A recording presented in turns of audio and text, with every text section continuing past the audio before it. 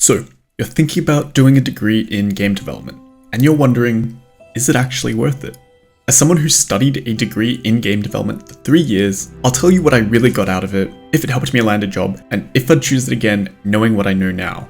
Hey everyone, I'm Jake, also known as Game Dev Garnet. I've been a full-time game developer for around 3 years, and I've been studying game development for over 6. If you're just getting started, thinking about getting started, or just curious about game development, this video is for you. Let's jump in. In 2017, when I was finishing high school, I did not know what I wanted to do with my life. I always wanted to do something creative, whether that's writing, film, or media. So journalism and writing was always on my mind. But when it came time to look for possible degrees to study at university, I came across game development, which was not what I had thought about, but it sounded interesting enough. I loved playing games, I had a bit of experience making games in high school, so why not enjoy making games as a career? On a whim, I applied, got in, and here I am. Honestly, I didn't have any clear expectations going into this degree. I didn't really know what I was signing up for. I thought it would be a bit more beginner friendly, and I think my younger self just assumed I'd get a lot more hand-holding, but university is a lot of self-study. There's a structure and your professors are there to help, but a lot of the hard work comes down to you putting in the hours. That was something I was not prepared for, and I pretty much skimmed through my first year and a half of uni under the pretense that P's get degrees. By the second half of my degree, I had this moment of self-reflection where I realized I didn't feel like I had learned anything. I made a deal with myself going into my 4th semester. I'd put in the hours, really try to learn, and if I still felt like I didn't know what I was doing by the end of that semester, I was going to drop out and change degrees. And we can see how that turned out. But it wasn't easy coming to that conclusion. I had a lot of self-doubt, and part of me blamed the course, but a bigger part of me thought I just wasn't cut out for this. The course was split over 3 years. The first year was mostly introductory courses. We covered the core IT subjects, but it was also our first introduction with game development in Unity. Our final project for that year was to recreate an arcade game from scratch and add our own twist to it. In the second year, we started learning about computer graphics and the foundations of game design. Things like understanding user experience, controls, and mechanics in games, and how these are perceived by players. We wrapped up that year with an overview of AI and procedural generation, this time working in Unreal Engine. The final year was all about our 2 capstone projects. The idea was to take everything we'd learned in the first 2 years and apply it to a commercial style project, working in groups to build something from start to finish. My final year was definitely the highlight for me. It was the first time during the degree where I felt like I actually understood what I was doing, and even if looking back I still barely knew anything, but I got to work on some of my favorite projects I've ever made, and I'm still extremely proud of them. The first capstone, I worked on a project called Thorm, which was a roguelike dungeon crawler. We had 5 people in our group, and we split up tasks based on what we wanted to focus on. For me, that was programming and AI systems. We had another team member working on the user interface, one handling art and animation, and another focusing on the level design and the lighting. The capstone subject was great for exploring different skill sets and learning how to collaborate effectively within a group, while also enforcing project management methodologies like Agile, Scrum, and basic project documentation. Now, speaking of the capstone projects, it's a good segue into the topic of networking and internship opportunities. Every year at the university I attended, the faculty, engineering and IT, held multiple networking events. The biggest happened around the midpoint of the year and was called TechFest. It's a 2-week event showcasing projects from all the degrees within the faculty to the public.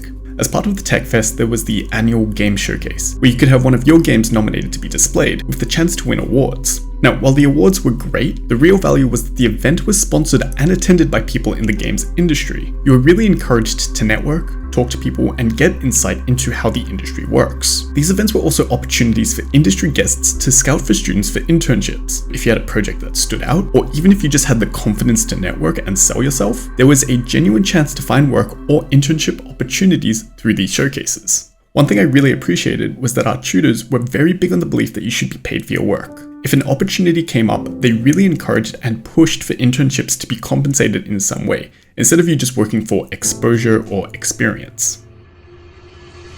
Throughout the degree, we were taught various industry practices. From my experience working over the last 3 years, the most useful things I learned were project management and version control. Even just having a basic understanding of project management principles is extremely beneficial in this industry. When you're looking at job applications, almost every studio that's hiring will want to see some experience with project management. So how do you actually teach project management? Even if you go in blind and don't know what it is, you should at least come away with an understanding that it's about how you plan, track, and manage a project from start to finish. Of course, there's more to it than that, and the course covered a few different methodologies. The big three were Agile, Waterfall, and Scrum.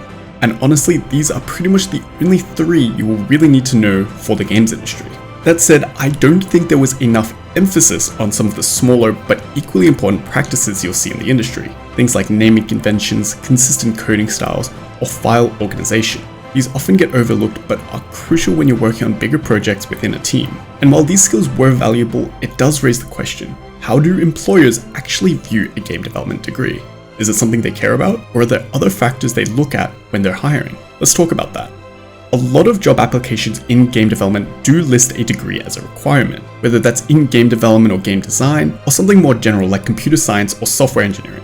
But in my experience, out of around 30 to 50 places I applied to, only one company actually wanted to see my transcript.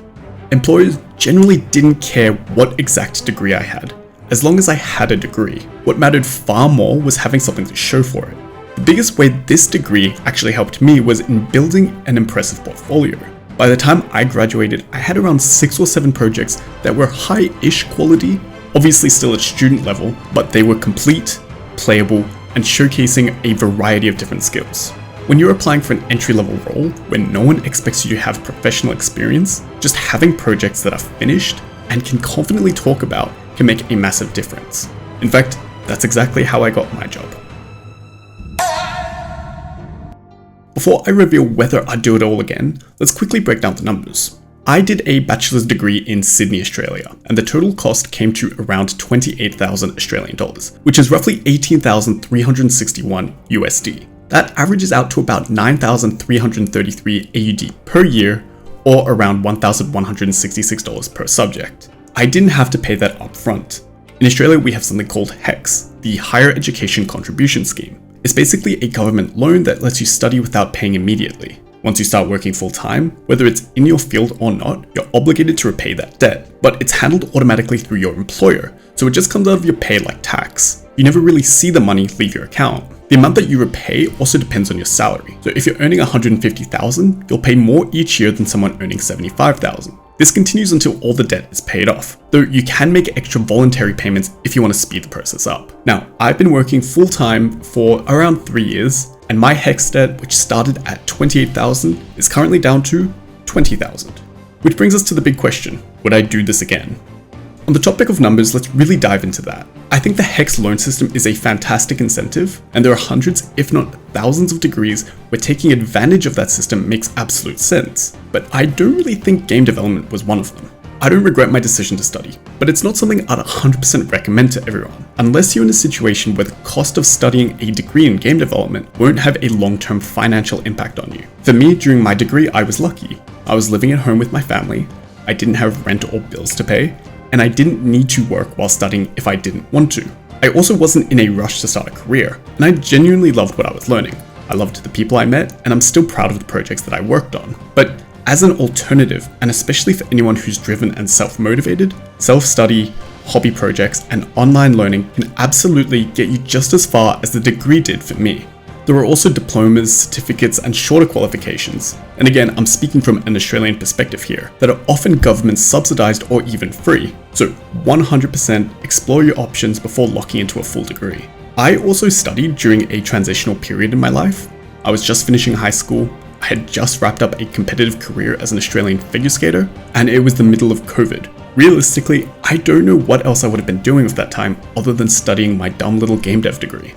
So, some final thoughts. I loved my game dev degree. I'm still closely connected to the university I studied at, the tutors and lecturers I learned from, the friends I made, and even the industry events that are held annually. But there are some trade-offs.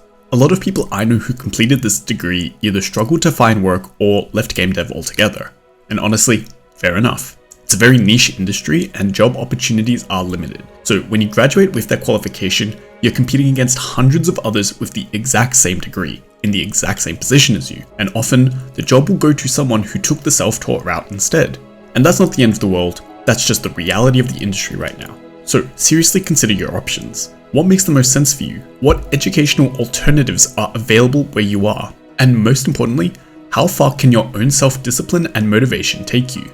Personally, I'm still paying off my student loan, which for me is the biggest lingering negative about the whole thing.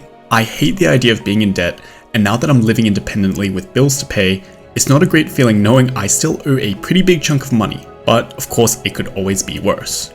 Anyway, I hope you got something useful out of today's video. If you've got any questions, whether it's about game development, studying game development, or just figuring out your own path, feel free to leave a comment or reach out to me on Discord. And if you enjoyed this video and want to see more game dev content, tutorials, guides, or just me yapping about this kind of stuff, consider subscribing and clicking those magic YouTube buttons. Thanks so much for sticking around, and I hope to catch you in the next video. Take care.